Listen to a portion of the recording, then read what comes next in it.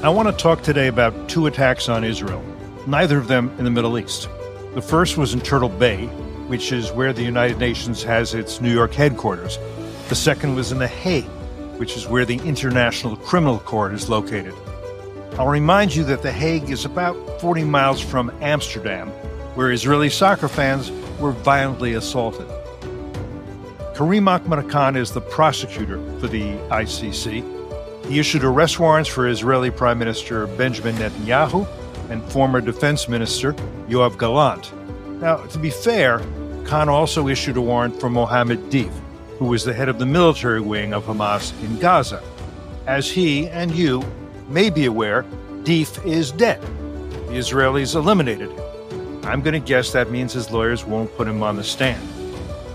The ICC's actions this week come as Israel continues to fight a war on 7 other fronts against enemies, Iran's rulers and their proxies, intent on killing as many Israelis as they can and replacing the state of Israel with an Islamic emirate. As someone who's followed the Middle East for a rather long time, I can tell you that anything and everything Israelis have ever done to defend themselves from genocidal terrorists, security barriers, precise targeted killings of terrorist leaders, whatever, is feverishly criticized, angrily denounced, and if possible, cleverly criminalized by Israel's enemies. Many of whom have jobs at the UN, at misleadingly named human rights organizations, and in the media. To help us understand the lawfare offensive now being waged against Israel, we have with us Orde Kittrie and Richard Goldberg. Orde is a senior fellow at FDD and a law professor at Arizona State University's Sandra Day O'Connor College of Law. He's the author of Lawfare, Law as a Weapon of War from Oxford University Press. He served for 11 years at the Department of State, where he received the department's Superior Honor Award and its Meritorious Honor Award. Rich, a senior advisor at FDD, has served on the White House National Security Council as Deputy Chief of Staff and Foreign Policy Advisor to U.S. Senator Mark Kirk of Illinois, as Chief of Staff and Head of Legislative Affairs to Governor Bruce Rauner of Illinois, and as Navy Reserve Intelligence Officer with experience in the Joint Staff and in Afghanistan. He was sanctioned by Iran in August 2020. I'm Cliff May, and I'm glad you're with us, too, here on Foreign Policy. Good to see you guys. Thanks for coming in. Look, I want to start with this UN Security Council resolution. Rich, I know you were watching, reading, writing, tweeting. Tell us quickly what happened at the UN Security Council. Yeah, we saw, not unexpectedly, another push for one of these pro-Hamas, my words, my characterization, anti-Israel Security Council resolutions, where in the litany of findings of horrible starvation supposedly going on by the Israelis and catastrophes going on in Gaza, implicitly due to the Israelis, when you read the text, we should have an unconditional ceasefire in Gaza immediately, disconnected from the release of hostages, the surrender of Hamas, end of terrorism, all the things that you would think should actually be part of an end of conflict in that area. Particularly, of course, the hostages being released is the number one issue people point to. That had been a sticking point for not just the Israelis, but the Biden administration as well, saying that they did not believe in an immediate ceasefire without it being connected to the release of hostages as part of a ceasefire. And they held their ground in the end. They did veto the resolution. 14 countries, including close U.S. allies, voted for this resolution calling for an immediate unconditional ceasefire in Gaza. The U.S. used its veto to stop that, to block it. So they're the only opposition vote, which is a bit shocking to me that Britain and France and other key European allies, Asian allies, can't go along with us. That's a little disappointing to me. Not only disappointing, let me just, in a way, if I had to write a headline, wouldn't it be France and Britain, 2 hostages drop dead? Well, it's also just, did we even lobby for it? Did we use diplomatic pressure Mhm. on it? Did we ask them to stand with us? Do they care that the Biden administration asked them to? Is there any penalty for not standing with us in the Security Council on a fundamental issue But they like that? also should care about the hostages enough to say, release Well, the of course they hostages, and should. we'll work for it, and then we'll push for a ceasefire. Because really, Of they're course only they should. saying the Israelis have to cease firing. They don't really expect Hamas to cease firing as long as they have guns and bullets to fire. And they're not. And they're saying maybe the hostages should be released, maybe not. It's really, they're in a sense, they're saying it's not our concern. Am I going too far? No, but listen, you have a new government in Great Britain. You have Macron, who's been pretty forward-leaning in his criticism of Israel of late. So I'm not surprised that in the absence of U.S. pressure, the moral bankruptcy, the loss of a moral compass in Europe prevails here. You mentioned what's going on in the Netherlands, really with the enablement of the Dutch government and law enforcement each time we see these pogroms play out. So the politics inside their countries, absent their own leadership trying to guide the moral compass of European nations, is where we see this resolution reflected in the text, very tilted towards Hamas and against Israel, and certainly no care for the hostages, even if they have their own citizens remaining hostages. Obviously, 7 Americans remaining hostage. I'll just note one other piece of the resolution that I found absurd. It didn't get any attention, and that had to do with UNRWA. There was an operative provision in the resolution draft that tried to counter what Israel has already done in declaring UNRWA persona non grata within Israeli-controlled territory and declaring their policy of they're not going to work with UNRWA. Also noting that an incoming Trump administration is likely to continue a funding ban on UNRWA, if not move into a diplomatic initiative to replace, remove, dismantle UNRWA entirely. The resolution sought to declare it the backbone of humanitarian relief in Gaza, irreplaceable, as you've heard some diplomats use those terms. So a lot of good reasons to veto this resolution. I'm glad it was vetoed. And I just want to make sure people understand UNRWA, UN Relief and Works Agency, is the main agency in Gaza that has been providing all the social services, but it has done so in a way that has become essentially an arm of Hamas. You can be a member of Hamas, you can get a UN salary. We know this, and there are various UNRWA workers who actually participated in the massacre and pogrom of October 7th, 2023. Just so we understand all that. And before we get to the International Criminal Court, I just want to mention one more attack on Israel. I didn't mention this in my introduction, but in the U.S. Congress, here's a headline in the Nation, which I'd call a very far-left journal. Bernie Sanders is leading a bold new effort to block arms sales to Israel. By the way, this story was written by John Nichols, who co-authored a New York Times bestseller with Bernie Sanders, which was titled, "It's Okay to Be Angry About Capitalism." I like that title. I can hear Bernie saying it, can't you? It's okay to be angry about capitalism. I am angry about capitalism. You should be angry about capitalism. Anyway, how do you like my imitation of Bernie? Isn't that pretty good? You got to say. Leave us a 5-star review if you like that. Okay. Anyway, so Bernie's bills to block the weapons to Israel to defend itself, and they said it was defeated. But 19 senators voted with Bernie. All of them, I have to say, were Democrats or independents. Anything else we should mention about this attack? A couple of things just to note. There are some people who were saying, "Oh, if Chuck Schumer had done something differently, and if you had a Chuck Schumer being the majority leader right now, right? Could have blocked this. The vote would never have happened. That's actually not true. Now, the timing of the vote might have been negotiated differently, but when you have a joint resolution of disapproval, which is the formal designation of this kind of resolution, this vote that was taking place on arms sales, that's a privileged resolution in the Senate under the rules, and so there has to be a vote on what Senator Sanders filed there. But the question is how much work it took to get only 19 senators to vote against. My understanding is there was a large push, grassroots, a lot of people talking to their senators. This vote could have been higher had it not been for the White House intervening at times. and grassroots efforts to just people in their hometowns hearing about this and calling their senators saying, "What are you doing here?" But you have leaders of the Democratic caucus on here, like Senator Durbin. You have up-and-coming leaders. Obviously, some of those who have been most vocal in criticism of Israel, Senator Van Hollen from Maryland, Senator Murphy from Connecticut. Senator Amsterdam from Georgia, no? Yes, yeah. Georgia delegation. So there was some surprising names, I think, on here, to be sure. They failed, all right? So 81 senators went the other way on this and stood with Israel. So that's a vast supermajority of the United States Senate saying this is a bad idea. We stand with our ally. We're not going to allow something like this to happen. But 19 senators, it's a big number, and the future of the caucus is reflected potentially in some of those that took those positions. Wow. Okay. All right. Let's go on to the third attack, and that's at the International Criminal Court.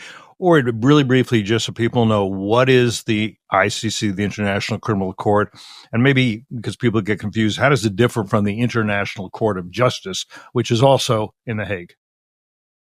Sure. Thanks, Cliff. The International Criminal Court was established in 2002 to investigate, prosecute, and try individuals accused of committing a handful of particularly heinous international crimes: the crime of genocide, crimes against humanity, and war crimes. The International Court of Justice, in contrast, is a forum for resolving disputes between UN member states. The ICC, back to the International Criminal Court, they currently have 124 member states, including most of Europe. The U.S. and Israel chose not to join the ICC, nor did China, Russia, or Iran. It's the view of the United States and Israel that because they did not join the ICC should have no jurisdiction over them. Let me ask, when you say it's the view, is it not more, as an international lawyer, it's more than that, is it not? It was established by the Rome Statute, which is essentially a treaty. You can join a treaty or you cannot join a treaty. A treaty is a contract, but if you don't join a treaty, if you don't make a contract, you are not obligated under that contract. There is nobody that I can think of, certainly not the UN Secretary General, who can say, you know what? You didn't sign this contract, but we're going to enforce it against you because we have the power and you don't. How can you make somebody abide by a treaty they don't sign? It's not, isn't that more than a view? Isn't it a fundamental tenet of international law that you can't be bound by a treaty you don't sign? Well, it's a fundamental tenet of international law, and certainly the U.S. and Israel feel that way, but the ICC obviously disagrees. The ICC believes that when the victim is in a territory that is a member of the ICC, then the ICC has jurisdiction. The victim is not in such a territory. If the victim is the Gazans or Hamas or wherever it is, they are not in a territory under that. They're not, and if that territory is either disputed or is controlled by Israel, which it probably is at this point, Israel's not a member. Therefore, that territory is not. So there's no basis in international law for what they're arguing. Well, I'm not disagreeing with you. I'm just saying that the ICC view, wrongly from my perspective, the ICC view is they treat Palestine as a state, which shouldn't be treated as a state. And their view is because the victims are in Palestine, then the ICC has jurisdiction over Israel. And they do the same thing to the United States, where Afghanistan is a party, and therefore they go after the U.S. for war crimes, individuals for war crimes committed in Afghanistan, and they're also issued arrest warrants for Putin based on war crimes committed in Ukraine. So, right, this is the politicization of international law. It's not the way I read the treaty, but it's the way the ICC reads the treaty, and this is part of the problem with the ICC is they take a much more expansive view of their own treaty than the U.S. or Israel or many others, including myself. Yeah, I think it's not just a politicization. I think it's the weaponization of international law. Cliff, yeah, I want to just say one thing before we keep going down, because this is going to be important. Process is very important. The legality, international law is essential here. in understanding the legitimacy of what the ICC has done. But I do think it's a mistake that I make, and I'll admit to. I don't admit to mistakes often, but I will admit to this mistake that I even made this week, and I often make, and that is, we should always start in this discussion by reminding people that the allegations themselves are baseless. The allegations themselves are unfounded.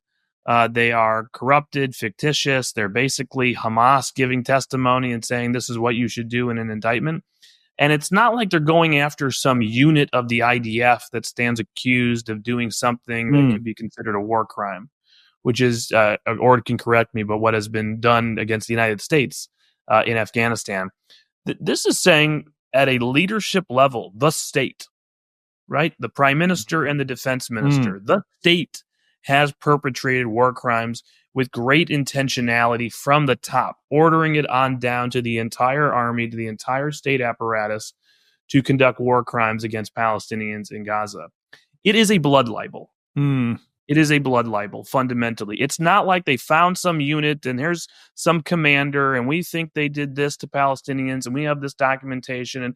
And then you could get into, were those people prosecuted? Did they do something wrong? Were they prosecuted by the Israeli military's court of justice, which has a process? Is Israel a democracy that takes care of those things? We do in the United States when we find soldiers that do bad things. We hold them accountable. That's what democracies do. That's, by the way, fundamentally why this is out of the jurisdiction of the ICC, because Israel has the capability to investigate itself as a democracy and does. But before we get there, understand this is baseless. Now let's talk about why it's also illegitimate. Right. So in terms of the baseless, I mean, I'd say, look, if you look at the core argument that they're making, right, the core charges against Netanyahu and Gallant are that the war crime of intentionally using starvation as a method of warfare, and that's factually wrong. Israel has facilitated the transfer of more than 57,000 aid trucks and 1.1 million tons of aid, even though Hamas's rampant theft means Israel is provisioning its battlefield enemy. The International Famine Review Committee found this summer that famine isn't occurring in Gaza, and even Hamas attributes only 41 deaths in the entire war to malnutrition.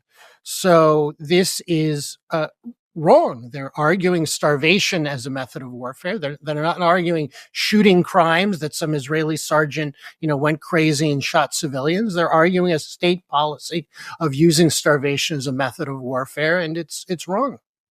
I also want to point out that it is damaging not only to Israel, and that's the intention, but also to Gazans. If the International Criminal Court and Karim Khan says that the Israelis are starving Palestinians, it's in Hamas's interest to get more starving pictures of starving Palestinians. Now, they don't necessarily need them. People like Bernie Sanders has used pictures of people of young people who have diseases and said, "See, this is a starving child." When we know what the picture is, and it wasn't, it's purposeful disinformation. They can do that, but to the extent that they can. They are encouraging Hamas to use Gazans as human shields, to sacrifice them as pawns, because Hamas can rest assured that Hamas won't be blamed, Israel will be blamed. So they are bringing more pain and suffering on the Gazans by doing this. But the prosecution won't happen because obviously I can't imagine Netanyahu or Gallant surrendering and being frog marched into the court. But who's the jury for this? If we know who the prosecutor is, who's the jury? Well, there's no jury per se. What there is there are judges, and the judges are from a variety of countries, including countries that are not democracies. There's one U.S. judge. There's, if I recall correctly, a Russian judge. That's who decides on this. I'd say it's correct that Netanyahu is not going to surrender himself to the ICC, but it's important to note that there are consequences of the warrant, which are the 124 ICC member states are required to arrest anyone for whom the ICC has issued a warrant. Even the UK and France have indicated they would comply. As a Canada. Result, under Trudeau, Justin Trudeau has said, "Oh yeah, he's not coming here to Banff on vacation because I'll arrest him." Essentially, yeah. And as a result, Netanyahu and Gallant likely cannot travel outside of Israel. Even if they flew to the U.S., they wouldn't want to risk an airplane malfunction, forcing them to touch down on the way in a country that would arrest them. So this is it makes it a lot harder to serve as prime minister, and of course, it's it's a big talking point for the BDS movement. Here, there's an arrest warrant for Israel's leader. And by the way, that's another thing, Rich, where here are our allies. This is a court we object to, a court we have said we're not a member of. Israel's not a member of. They shouldn't be judging us. You're also right that that the accusations are based on absolute falsehoods. But what shouldn't our diplomats be saying to people like Trudeau? We find this very offensive, what you're doing here. If you would do this for against Israelis, how do we know you wouldn't do it against us in Afghanistan? This is going to harm U.S.-Canadian relations. This is going to harm U.S.-French relations. This is going to harm U.S. relations with Britain if Britain is on this as well. And you should think about this because there are plenty of people in the U.S. who think we should be distancing ourselves from these countries because you're all riding the wagon, not pushing the wagon when it comes to collective security. And I think this is going to give them a lot of ammunition to use against NATO and against our relations with allies who don't support us. We only support them. I think it's important to note that, in fact, the ICC is largely funded by key American allies whose security depends on U.S. troops. 2/3 of the ICC's budget is provided by close U.S. allies, led by Japan, then Germany, France, the UK, Italy, and South Korea.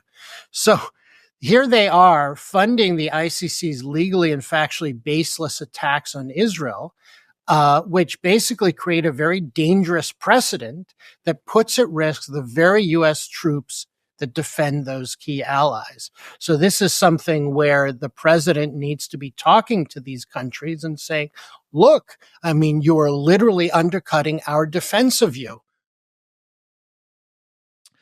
By the way, so the court, since there won't be an actual trial, will the court run the trial in absentia and then will the judges come to a verdict and a sentencing, or how does that work? My understanding is that they can't do that. They won't have it in the absence of the accused. So it'll just hang out there as an accusation and blood libel forever. And no matter how wrong it is, it won't be disproved. It won't be proved. It'll just hang out there. So essentially, what they're doing is libeling Israel and then going home for a cup of tea. Okay. But I agree with Orde. There does need to be a diplomatic consequence. If you're a U.S. ally and your policy is that you will honor the arrest warrants, and if Netanyahu or Gallant come to your country, you're going to arrest them, that is a threat to the United States. It's a threat to a democratic nation's sovereignty. And that means that our security commitments are potentially upended. If we are providing a security blanket of deterrence for Europe vis-a-vis Russia, for our Indo-Pacific allies like Japan, vis-a-vis China and North Korea, Canada in North America, and our airspace from Japan, from Russia and other actors in the future, why would we be so happy about you deciding, the ICC went outside its jurisdiction on baseless charges and issued arrest warrants for a democracy who's a close ally of the United States, and we're going to honor those arrest warrants illegitimately and arrest them?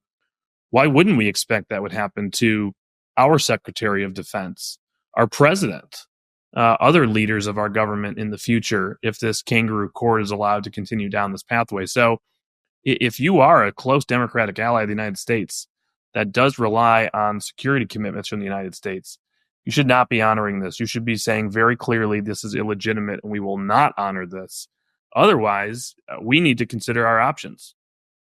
I want to give it at least a shout out to Czechia, to the Czech Republic, because its parliament has initiated a process of suspension of their country in the International Court of Justice. The statement noted, we're witnessing an absolutely unprecedented decision that de facto legalizes anti-Semitism on a global level. That's what the Czechs are saying, and that sounds like a rational thing to say. And Orban, I think, has also issued a formal invitation for Netanyahu to visit at his really? convenience. The Hungarian leader. That's fascinating. Go ahead, Orde. I can see you. Yeah, I'd like to go back to the consequences issue, because I think it's really important. A similar issue actually arose years ago during the Iraq War, where several of our allies in Europe, including particularly Belgium, were entertaining sort of war crimes trials for U.S. officials. And if I recall correctly, one of the U.S. officials, I think it may have been Rumsfeld, said, Belgium, either you change your law or we're going to move NATO out of Belgium. And indeed, the Belgians changed their law. Now, in terms of options like this, there's another precedent also. The U.S. could indeed pressure its allies to promise not to arrest Netanyahu and Gallant. The precedent for this is that after the ICC was established, the U.S. pressured over 100 countries to sign agreements committing not to surrender Americans to the ICC. Now, I looked at that list the other day. It doesn't include most of the European countries. The leverage the U.S. used in that case was, we won't give you aid if you don't sign this agreement. So 100 countries that receive aid from the U.S. basically signed these agreements. There are some other options also, it seems to me. One is that the most obvious option is for the U.S. to impose financial sanctions and visa bans on ICC prosecutor Karim Khan and other ICC officials responsible for the warrants. Here again, there's precedent. Khan's predecessor, Fatou Bensouda, began these investigations. The Trump administration responded by imposing sanctions on Bensouda and one of her aides. According to Reuters, Bensouda, who lived in the Netherlands, abruptly found her bank accounts frozen and credit cards canceled. Now, the Biden administration lifted those sanctions, but the president has authority to impose them. Congress can also force the president to impose them. The House passed a bill to do so. The Senate has not. I would imagine that legislation will pass in the next Congress if President Trump does not reimpose the sanctions first. On that one, Rich, is Schumer, Chuck Schumer of New York, the Democratic and majority leader, is he preventing that House bill from getting to the Senate so it could be passed? Is he doing that, and is he doing that at the behest of people like Bernie Sanders? No, he's doing it at the behest of the White House, as far as I can tell. And the White House doesn't want that bill to get clear over the last several months. This is interesting because you're kind of bringing us full circle to the initial conversation on the Sanders resolution. Yeah, and my initial reaction to that was, sort of a positive spin of the White House lobbied against it. Most senators still voted against it, et cetera. It's good that it failed. Only 19 voted in favor of it. But the flip side is, why would the United States Senate be playing defense on a core issue of defense and support for Israel? Why would detractors of Israel be on offense with the upper hand in a forum like the United States Senate, of all places? Like we are on defense at the UN Security Council, like we're in defense in the rest of the international arena at the moment. And so to your question, yes, the majority leader has stopped several key pieces of legislation from moving forward over the last year. On Iran, there is Iran sanctions legislation to close down bank accounts that were made available under sanctions waivers by the Biden administration. By the way, waivers that were renewed right after the election on November 7th for the $10 billion account in Iraq. There was a bill passed almost exactly a year ago when this podcast will be released, end of November, sent to the Senate to say, lock down these funds, never move, the No Funds for Iranian Terrorism Act. There are the ICC sanctions we're talking about now, well in advance of this action. Could have been used as leverage, could have been used as a deterrent effect, could have shown we're serious about consequences, blocked in the U.S. Senate. We've had other support of Israel legislation, BDS countering legislation, things like the Anti-Semitism Awareness Act, which is more domestically focused, but ensuring that we codify the old 2019 Trump executive order, making the International Holocaust Remembrance Alliance definition of anti-Semitism the sort of the guidebook for what is anti-Semitism under Title VI, blocked in the United States Senate even today now, haggling over whether they'll give it a standalone vote or try to force it into the defense authorization bill. So the answer to your question is yes, there is a bill sitting to basically revive the Trump-era executive order via legislation, and it has not been allowed to vote in the United States Senate. There's something called, and I'm not sure if you were referring to this, but so you can explain. It's not called formally, but it's called informally, the Hag Invasion Act. Maybe explain what is that one of the bills you guys are talking about, or is that separate? Or what are the laws rather? So this is a law that has actually been in force since the ICC came about. The American Service Members Protection Act, colloquially known as the Hag Invasion Act, provides that the president is authorized to use, quote, all means necessary and appropriate to bring about the release of any official of the U.S. or of allies, including Israel, which is specified by name in the statute, quote, who is being detained or imprisoned by, on behalf of, or at the request of the ICC. So if a foreign government arrests Netanyahu or Gallant, U.S. law authorizes the president to shut the ICC down and even take military action to liberate them. Now, you can't imagine a President Joe Biden doing that, but who knows? Trump may seize the opportunity. So that is another option that the U.S. has for responding to this, although it kicks in only when an arrest has occurred. And I saw it's interesting. Go ahead, yeah. It's interesting. Ord brings that body of law up. Oftentimes in the Congress, especially when something hasn't happened for many, many years, members of Congress are always sort of interested in legislating for legislating's sake. I mean, you want to solve the problem, you run to the ball, you introduce a bill, things start taking off. And oftentimes people don't do the legwork of really looking through what is a vast number of pages, endless pages of U.S. code to see if something's already been done before. Ord gives you one example here that he's dug up and is available. Another one in a different context is, there's a push at the UN right now to strip Israel of its UN credentials, basically kick it out of the General Assembly. Which itself would be a violation of the UN Charter. They can't do that. The UN Security Council has to do that. You can't bypass the UN Security Council. But you can try via the credentialing committee of the UN and a UN General Assembly and, basically try to bypass the Security Council and just in practice, strip them of their ability to conduct work and represent themselves at the UN. And people have introduced legislation in this last Congress, this ongoing Congress, to try to solve that issue, threaten to defund the UN if we got out. Ord and I have had this conversation. I think we both came to this research and also credit a good friend, David Milstein, who worked for Ambassador Friedman in the embassy in Jerusalem in the first Trump administration. He actually flagged this to my attention, and Ord separately came to it as well and flagged it. You go all the way back to the early 1980s. We've seen this movie before. By the way, not surprising. So much of what we're seeing today in the anti-Israel space is a resuscitation of the old Soviet warfare, the Cold War warfare against Israel, of Zionism as racism, right? This is just all coming back. And it turns out in 1982, there was an attempt, a pretty close attempt, it came close, to do this, to bypass the UN Security Council and strip Israel of its credentials, of its representation in the General Assembly.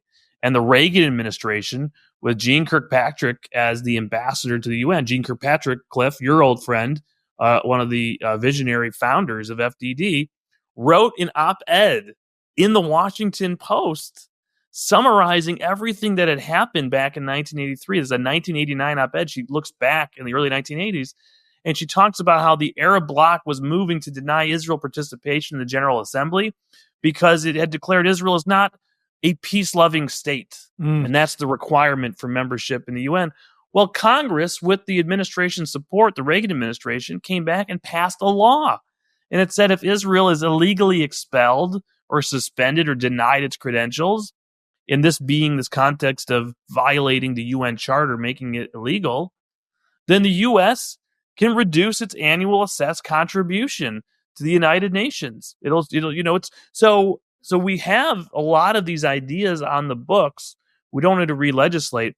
It's funny to me that it's not funny. It's sad, history repeating itself. But we should understand that in this context, it's not because of October 7th. It's not because of this or that Israel does. This is intrinsic. It's institutionalized inside the UN system, this anti-Semitism, this venom. And they're just reviving old blood libel mantras against Israel in a new context. And we're in a situation. You study international organizations, among other things that you do. The UN, it seems to me, increasingly is controlled by what we call the axis of aggressors, by which I mean People's Republic of China, I mean Putin's Russia, I mean the Islamic Republic of Tehran, and their allies, which include, of course, North Korea and increasingly Venezuela, Cuba. We see Xi Jinping now in Brazil, buddy with Lula there. Nikki Haley, when she was ambassador to the UN, at least spoke the truth about the institution. I think Elsie Stefanik, and I hope we'll be giving her papers and our ideas and policy options, will go further than that, because if the UN has been on a very bad trajectory for more than 20 years. At some point, the U.S. has to stop paying the salaries of people who are anti-American, who are anti-Semitic, and who are very much in the pocket of the axis of aggressors. If the Trump administration doesn't do it, nobody will. I think there's at least a chance that the Trump administration will push back against these globalists gone wild.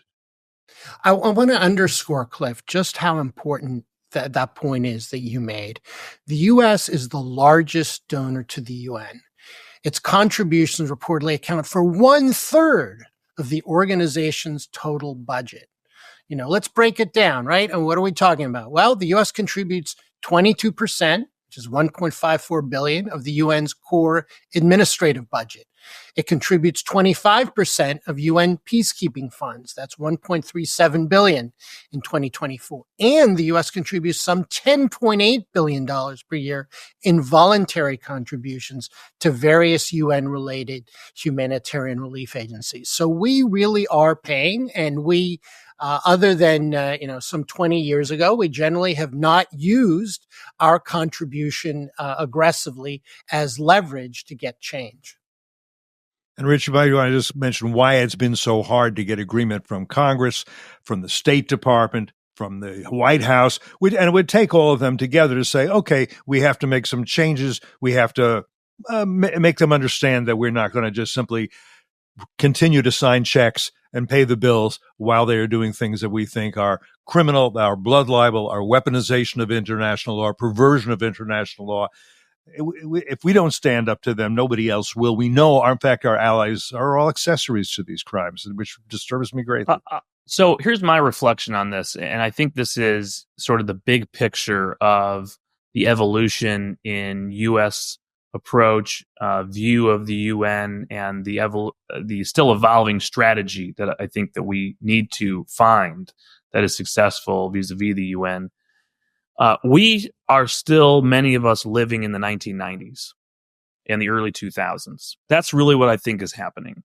I first came to Capitol Hill as a young staffer in the early 2000s into mid-2000s.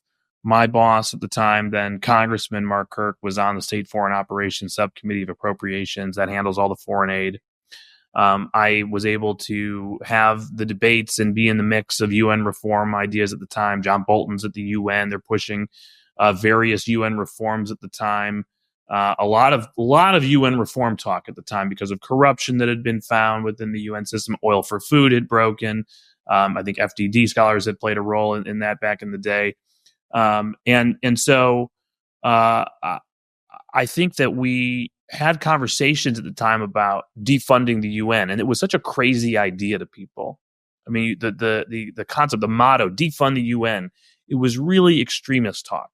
No serious policymakers were in a room saying, should we defund the United Nations? Should we cut our entire regular budget to the UN? Should we not be 22% of the regular budget? It just wasn't an idea there, because in the end, we had spent so much capital building up these organizations. The collapse of the Soviet Union, China's rise and sort of sucking up to the United States as it wanted to have permanent normal trade relations first, then accession to the WTO. They had this position of neutrality in the Security Council. If anything, they would abstain or they would go along with the United States. We had a lot of diplomatic leverage with the Chinese to get what we wanted, and the Russians were weak in the Security Council and also went along with what we wanted and or abstained if they were actually in opposition.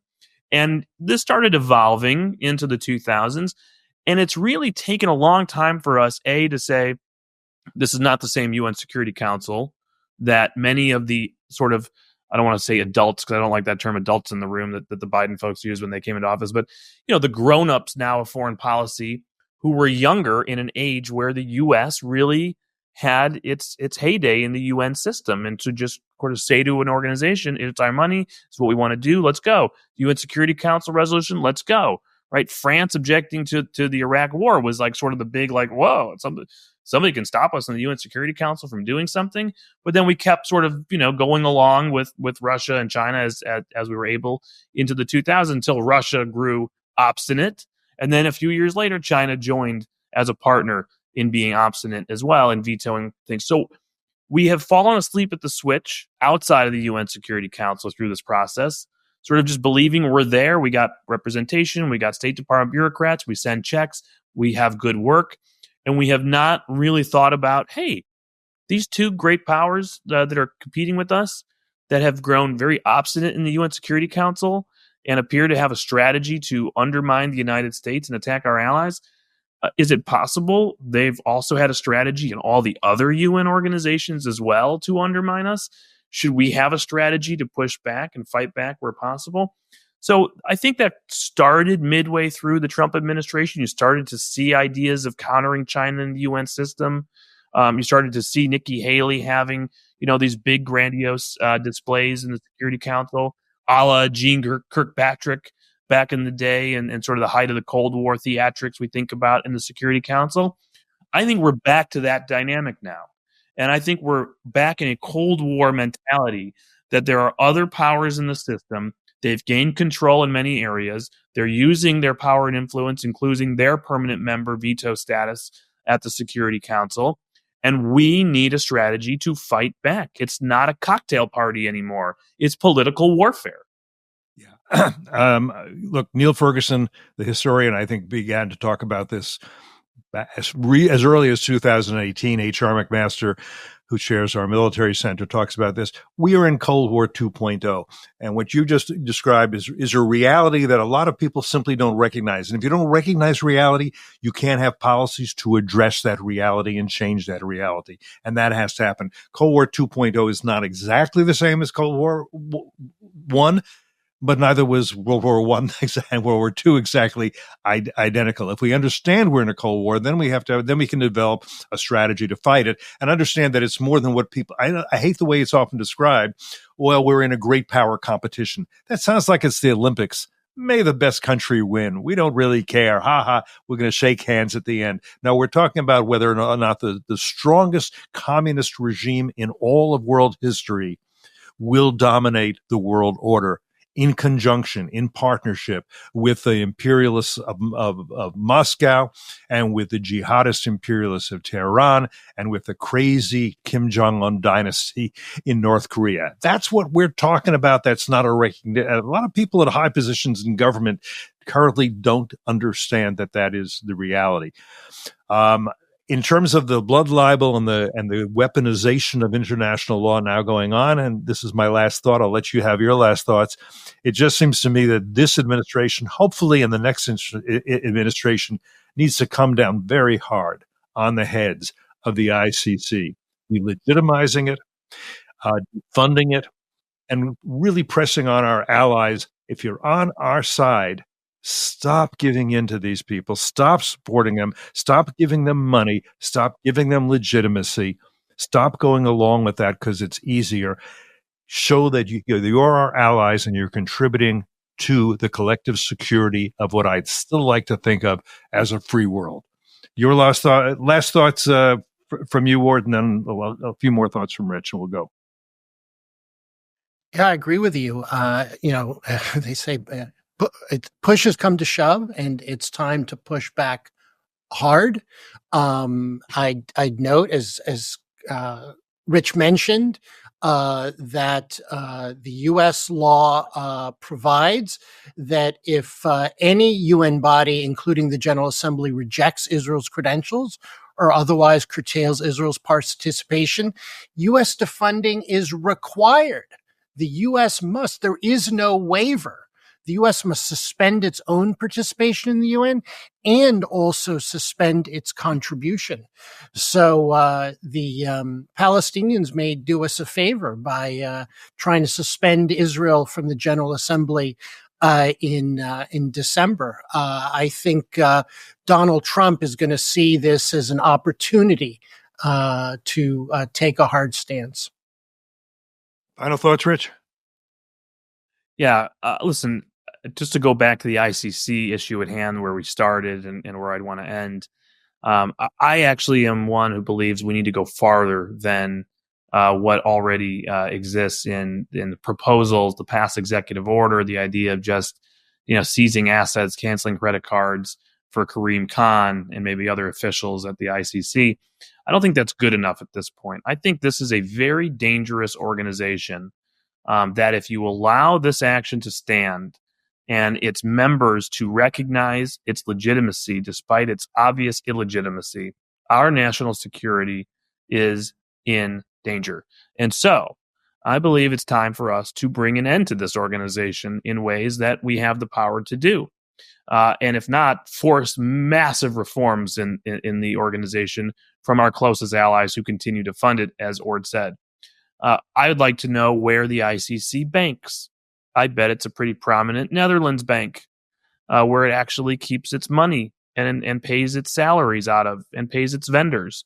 Because if we had a sanctions policy that said we would impose secondary sanctions on any bank or service provider of the ICC, because it itself as an organization goes on our sanctions list under a new executive order, not just its individuals, I'm not sure exactly how Japan wires the money or how Germany wires the money or how its employees get paid when payday comes along without a major bank being subject to U.S. sanctions. And that bank ain't going to process those transactions immediately. Let me tell you, having been experienced in using some of these authorities in other jurisdictions and contexts. So I'd say buckle up if you're a member of the ICC. Buckle up if you're an employee of the ICC. I think you should probably look for other forms of financial assistance at this point for your family, because you might run into a situation where you can't get paid on payday. And if that's not going to change some thinking along the way from senior members, then the organization itself will simply grind to a halt. And I'm okay with that. By the way, we should be looking at other opportunities to do that elsewhere. Obviously, within the construct of the UN and our treaty obligations to the UN, especially in its immunities within our treaty obligations, it is difficult to imagine some situations for truly UN organs for us to impose sanctions on. ICC is different. That's why we're able to do this. We're not a treaty member, as we've talked about. We don't have any recognition of immunities being provided to the ICC. We do have that in a UN context.